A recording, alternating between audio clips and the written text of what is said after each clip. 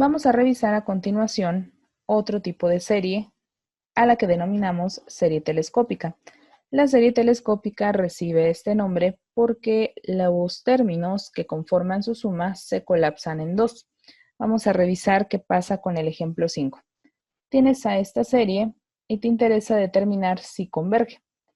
Para que sepamos si converge, recuerda de lo que hemos comentado ya en videos anteriores, debo analizar su enésima suma parcial. Para analizarla, la planteo de la siguiente manera.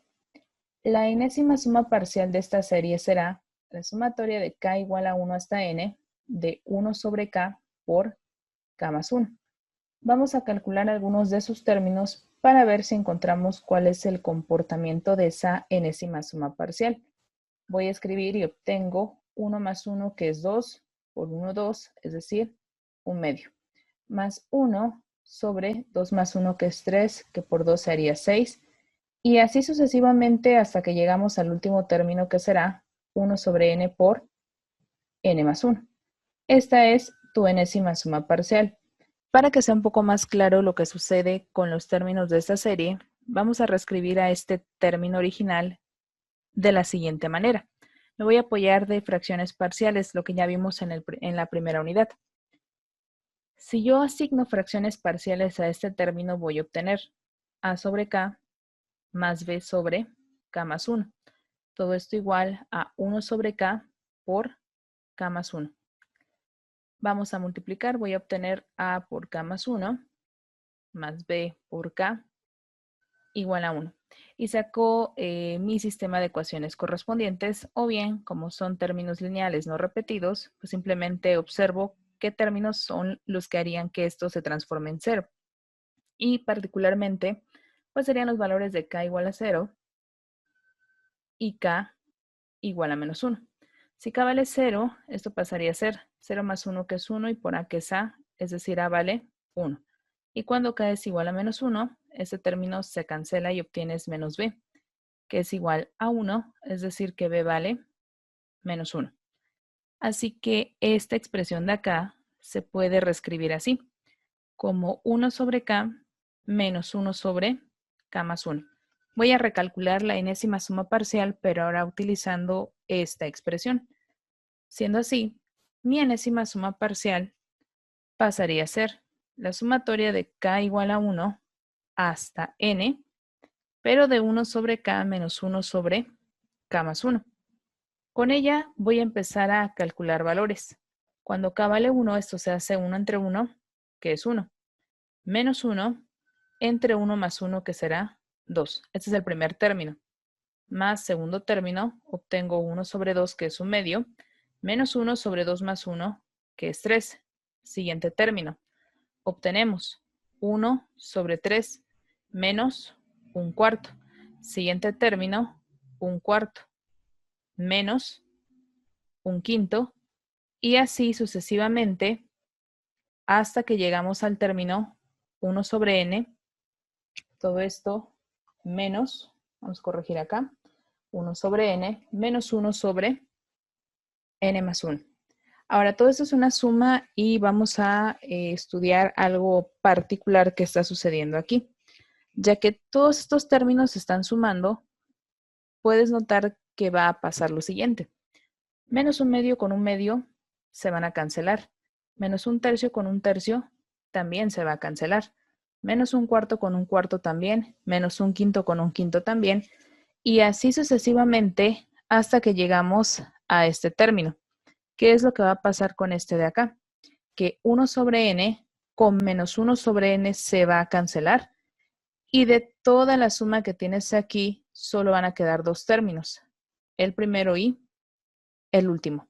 De manera que esto pasará a ser 1 menos 1 sobre n más 1. Lo que comentábamos al principio, se colapsa únicamente a dos términos. Esto que tú tienes acá es tu enésima suma parcial, así que la enésima suma parcial en realidad es 1 menos 1 sobre n más 1. A esta expresión que tienes acá le vamos a calcular el límite para averiguar si tenemos una serie convergente. Así que hacemos límite cuando n tiende a infinito de 1 menos 1 sobre n más 1. Límite de 1 por ser constante es 1 y de 1 sobre n más 1 se va a hacer 0. Por lo tanto, el límite de esta parte pasará a ser 1. Y significa entonces que tu serie converge y su suma es igual a esta cantidad.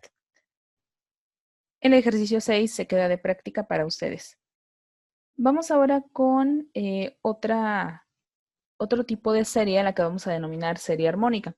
La serie armónica es aquella que cumple con esta forma y esa serie siempre va a ser divergente. Para saber por qué siempre diverge, nos vamos a apoyar en el análisis de algunas de sus sumas parciales, especialmente las sumas parciales de base 2, es decir, S2, S4, S8, S16, S32, etcétera, etcétera. De acuerdo con esto, vamos a construirlas de la siguiente manera. Si yo quiero calcular, por ejemplo, la suma parcial 2, que es la primera que acabamos de mencionar, significa que voy a sumar los primeros dos términos, 1 y 1 medio. La suma parcial 4 vendría a ser sumar los primeros 4 términos, es decir, 1, 1 medio, 1 tercio y 1 cuarto, que es esto de acá. A partir de esta suma parcial, voy a empezar a construir una a la par. Esa suma parcial que voy a generar va a ser menor que la que originalmente se tiene. Para lograrlo, voy a tomar estos términos y de las fracciones presentes voy a fijarme en la menor, que vendría a ser esta de acá. Si yo quiero que esta suma sea menor que esta, lo que voy a hacer es reemplazar este 1 tercio y en su lugar colocar 1 cuarto. Tendré todo esto de acá. Y al colocarlo, evidentemente estoy logrando que esta suma de términos sea menor que la que tengo acá. Simplifica un poco esta parte y obtendrás 1 más 2 medios, es decir, la suma parcial original es mayor que 1 más 2 medios. Eso se puede simplificar, pero para el análisis lo vamos a dejar así. Vamos con suma parcial 8. Voy a sumar del término 1 hasta 1 octavo. Nuevamente, identifico la fracción más pequeña, que es 1 octavo, y voy a retomar esto que tengo acá, y a todas las fracciones que están aquí las voy a reemplazar por 1 octavo, con la finalidad de asegurar que esta suma de términos sea menor. Simplifico un poco y obtengo como resultado 1 más 3 medios, es decir, esa suma parcial es mayor que 1 más 3 medios. Ahora vamos con suma parcial 16. Sumo de 1 a 1 16avo, la fracción menor de todas es 1 16avo. Retomo los términos anteriores y a estos los voy a reemplazar con 16avos. De manera que sumamos todo esto y obtenemos como resultado 4 medios. Es decir, la suma parcial 16 es mayor que 1 más 4 medios. Ahora bien, ¿a qué será mayor la suma parcial 32? Bueno, analicemos el comportamiento que están teniendo estas sumas parciales. Observa que en todos los casos la suma parcial que vas construyendo a la par tiene un 1. Tenemos aquí un 1, un 1, 1. Y a todas se les está sumando siempre fracciones en términos de medios, de manera que podríamos pensar que la suma parcial 32 debería ser mayor que 1 más alguna fracción en términos de medios. De acuerdo al comportamiento, estás observando también que en el numerador hay 1, 2, 3, 4 y por lógica pensaríamos que el siguiente término es 5. ¿Pero por qué es 5? Bueno, es 5 por lo siguiente. Se está apoyando en la potencia de la base de la suma parcial original. Es decir, esta es la suma parcial 2 y su potencia es 1. Es el numerador que tienes aquí. La suma parcial 4 también la podría reescribir como la suma parcial de 2 al cuadrado. Esta potencia es la que se coloca como numerador aquí.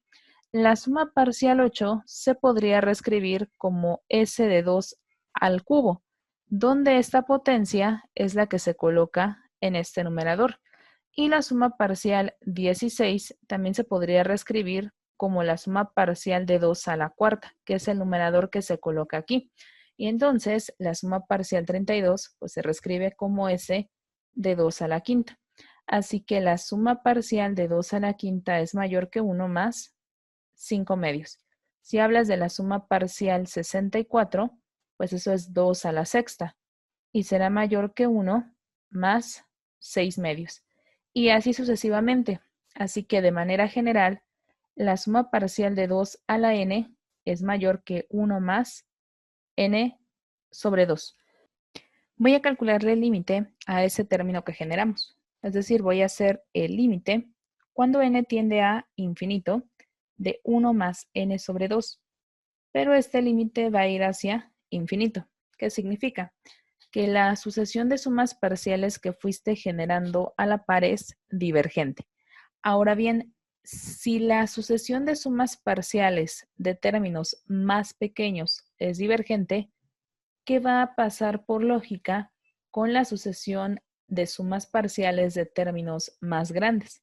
Lo que va a suceder es que si esto tiende a infinito, pues con mucha más razón, porque los términos son más grandes, esta va a tender también hacia infinito.